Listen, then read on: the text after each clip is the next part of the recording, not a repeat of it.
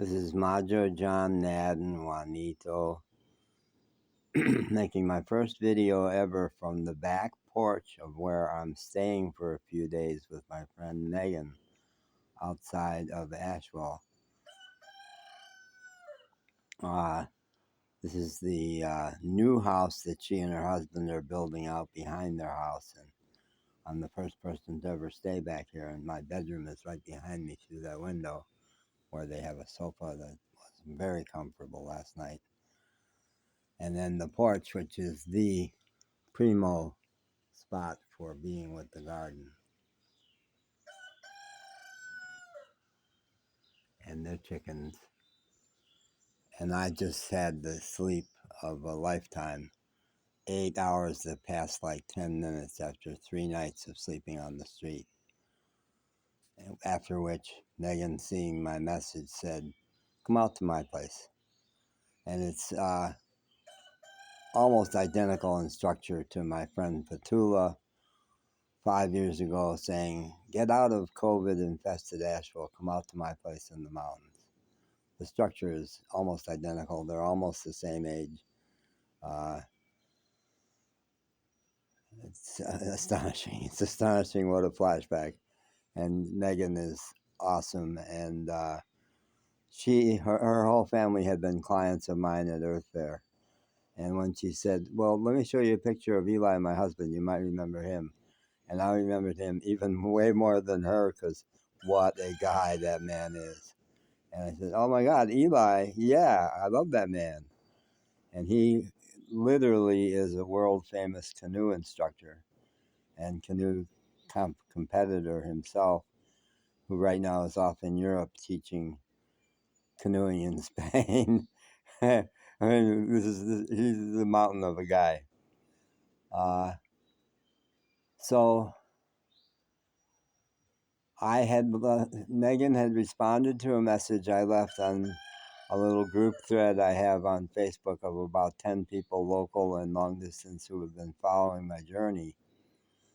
And another person who responded to that same post later on is a beautiful, very high consciousness woman who I've known for a long time, who was the first person to rescue me from the Laurel's rehab.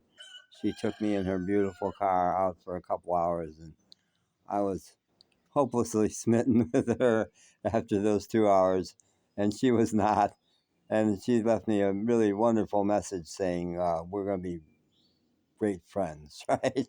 And then I hadn't heard from her. Then I hadn't heard from her for about a month until now.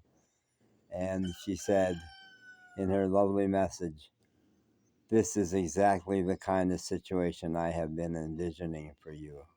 So I'm so glad it finally happened." And that not only embarrassed me into realizing the fact that she didn't want to be your girlfriend doesn't mean she doesn't love you. And the fact that she's not physically, visibly on the scene doesn't mean she's not working some magical juju on you. And I want to tell a story about how that happened in Chicago. Not to me personally, but I was involved. So roughly 25 years ago, maybe 30 years ago now, I was living right on the lake in Lake Michigan in Chicago, and I had a balcony that looked out on the lake, like this looks out on Megan's garden. It was a very magical spot, and next to a mile-long Loyola Beach, where a posse of us would run our dogs before 9 in the morning when the lifeguards came on. And we'd be out there for an hour or two every morning running our dogs. And my dog was Bobby, little, I forget the breed, the incredibly smart black and white breed that herds sheep.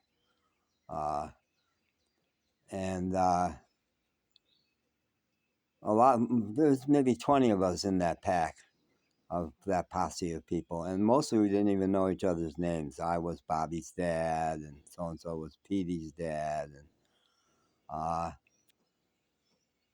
it was a very cold winter morning.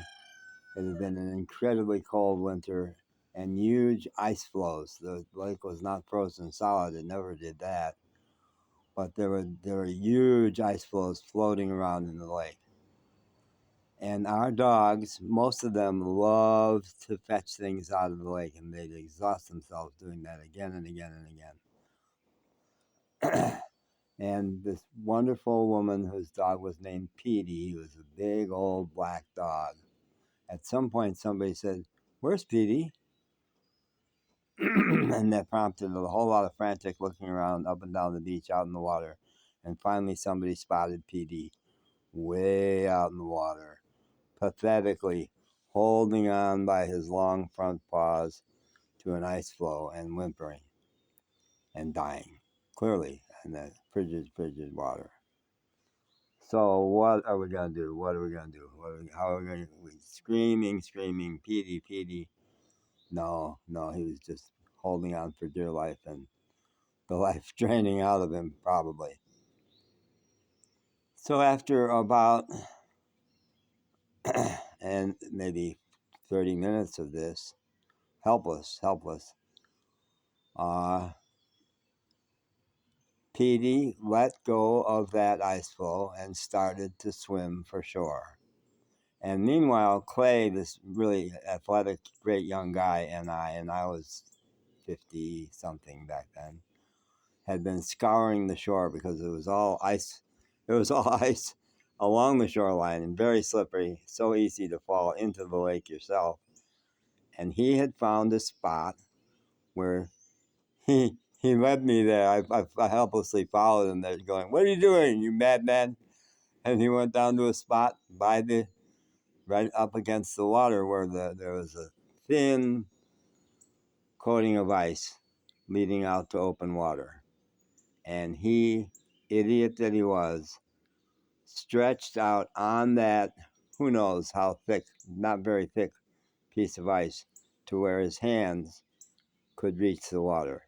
And I, idiot that I was, moved his socks down and his pants up and grabbed onto his calves, and I was on that piece of ice too. We were both about to plunge into the water, and I was cursing him whimsically because I love the man and I was so impressed with his courage.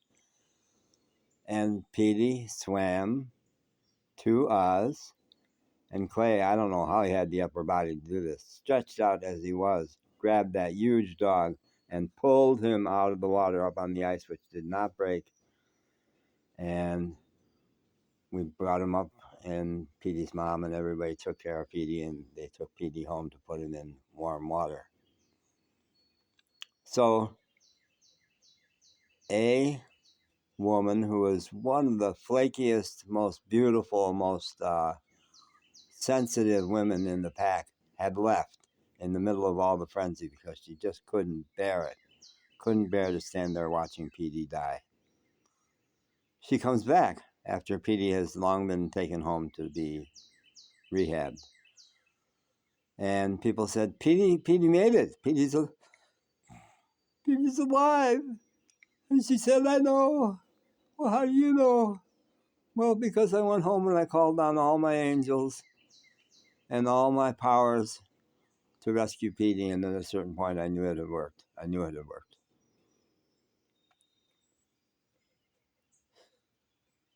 So she wasn't there, and we thought, well, poor dear, she's just too sensitive. She can't handle. No, she was the one with the power. She was the one with the power who brought Petey back. You never know. Don't judge. Don't think you know someone, and don't think that because they are super, super, super sensitive like Megan here, that they're not the one with the power to work the miracle.